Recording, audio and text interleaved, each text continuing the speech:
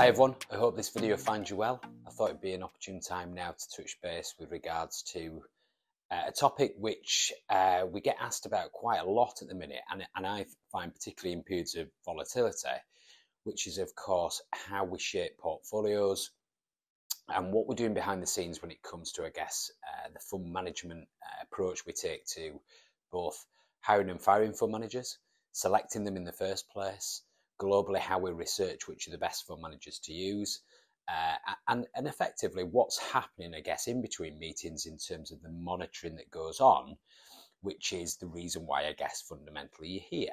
The reason why people take advice as opposed to self-investing is the amount of time that would need to be spent to both research and continually benchmark and monitor fund management performance.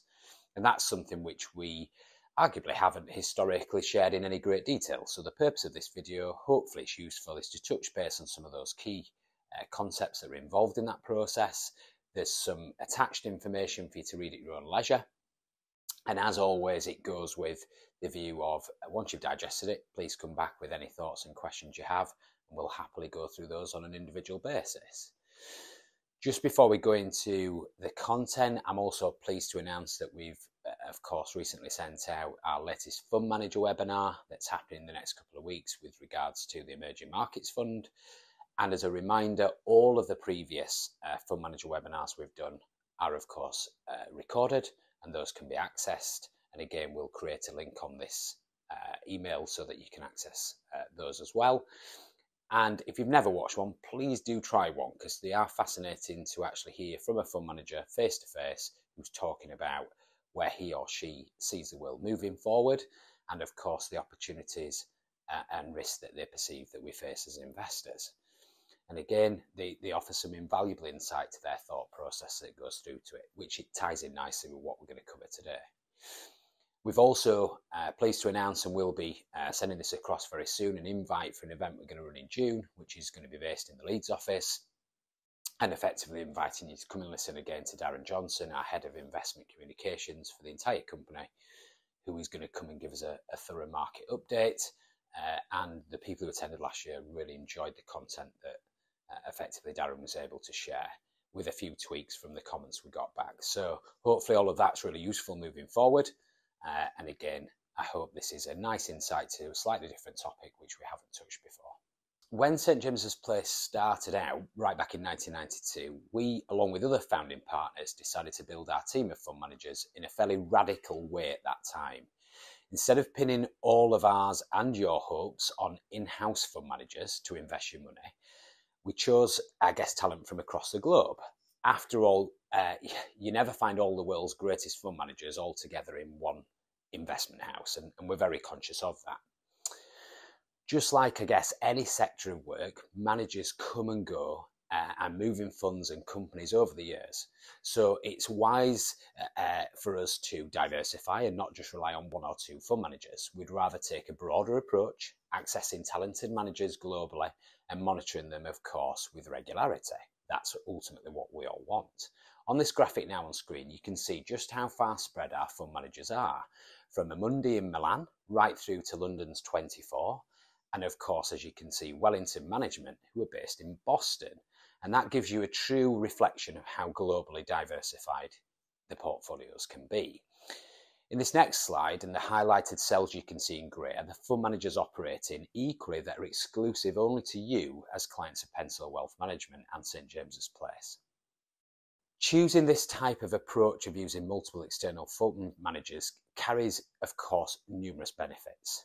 First and foremost, I would certainly argue it gives us the freedom to select from some of the very best fund managers across the globe. If we lose confidence in them, and this is a key thing, we can change fund managers quickly. And the key thing is at short notice, without you being liable to capital gains or income tax implications, or of course excessive charges. We can act instantly. We can give your investments real diversification using this model, spreading your money across various funds with different managers, different styles, different outlooks, looking at the world differently. And that's, of course, key. We manage risk by choosing and combining fund managers, of course, carefully from different disciplines. This gives our investments scope to produce added value over, of course, the medium term. Nowadays, of course, it's common for businesses to copy that approach, our multi-fund manager style, but we're still different, we believe, in many ways. Most other businesses in our area have an interest in directing business to funds managed in-house. Ultimately, that maximises their own company profits. We have no such conflict of interest or, in fact, investment bias. We choose fund managers based on their skills in an active management style rather than following any given benchmarks. So now hopefully that gives you a little bit more of a feel about our multi-fund manager approach with the attached documentation. When you choose someone to manage your money, how can you be sure that you've made the right choice? I guess now and moving forward in the future. And how can you monitor the fund manager you've chosen to make sure they're still doing a good job, not just at outset, but of course over time? Our solution, we believe, is effective in doing that. This is largely tied, of course, to the investment committee. Pulling all of this together is effectively what we refer to as the investment committee, who work with your interests and those of all of our clients to manage the fund managers, which we have just talked about how we allocate them to your portfolio. This is with the aim, of course, of bringing superior results over the medium and longer term, and it does so by keeping a close eye on the managers and the companies that they work for. This is a small group of executives who make up the committee, and it includes both St James's Place and non-St James's Place staff who meet with regularity to review the fund performance of your investments and that of the managers. They keep your managers accountable, and if any changes are needed, they make sure they happen both quickly and easily. And that's important. The fund management team meeting every 2 months. If you'd like more information on the investment committee members, refer to the attached documentation which I've put alongside this video for you to read about the individuals in particular.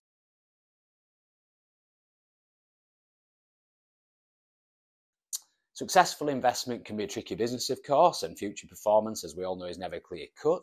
The unpredictability of the market means that no matter how successful a manager has been in the past, there's no guarantee that that will, of course, continue.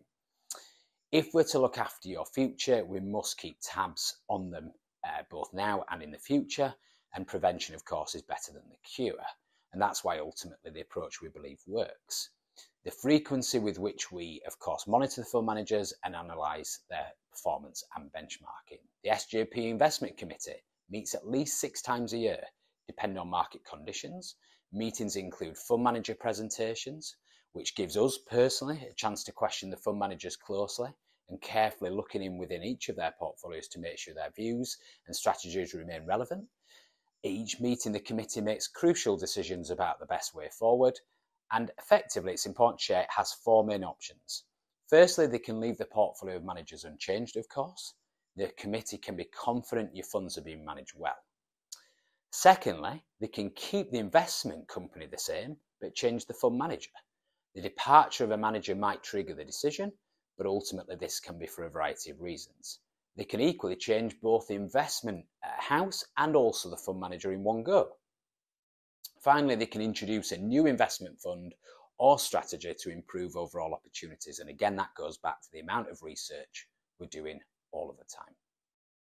No 2 people want to invest in the same way, of course. Not all clients have the same needs. We all view risk differently. We all have different outcomes and timescales. With such a range of talented fund managers, we have a match, I guess, to suit all of those requirements. It's our job to match those to you. To help you find them, we've put together an A to Z of our fund managers with this guide.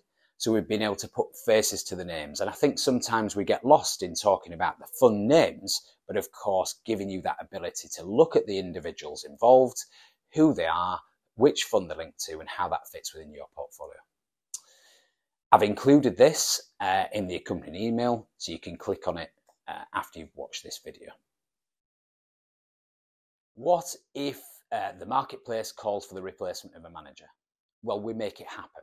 The investment committee might do this for a number of reasons, of course, of which we've touched on some of them. For example, in the short term, it could be performance issues. It could be a change in those involved in the fund's management. It could be managers failing to follow the policies and disciplines that they committed to initially. It could be structural changes within the investment company themselves. But this should not concern you. This all happens seamlessly. You don't need to do a thing.